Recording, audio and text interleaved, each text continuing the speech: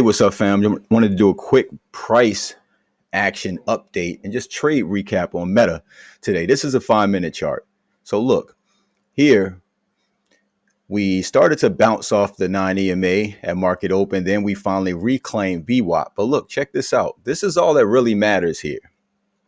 At 10 o'clock, this is where price finished here for the 10 o'clock box.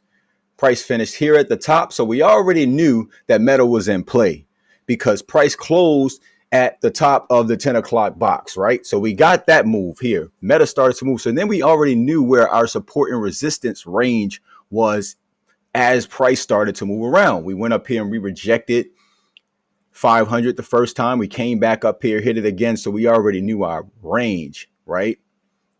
So I'm just going to draw this range here because, again, when you zoom out,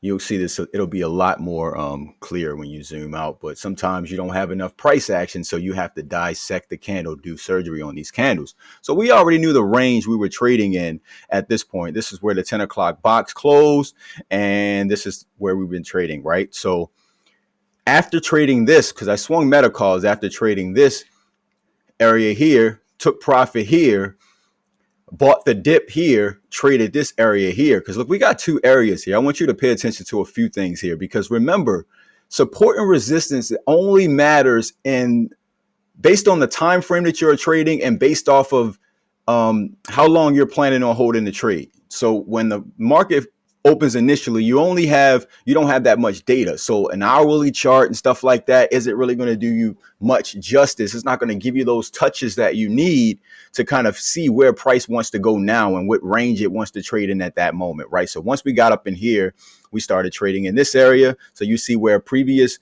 resistance turned into support. And then when we lost this, we came back up and retested it as resistance for a little while, right? So look, and I'm gonna make this one a different color because I got multiple colors here and it's a little confusing, right? Yeah. So look, pull this over here, because then we still had, because sometimes you got to know what the first level of support is, what the second level of support is. So we came back up here and we hit this area again. We were rejecting this area a little bit, then we broke through, but then we still had that other range, remember, and this is where Meta finished for today.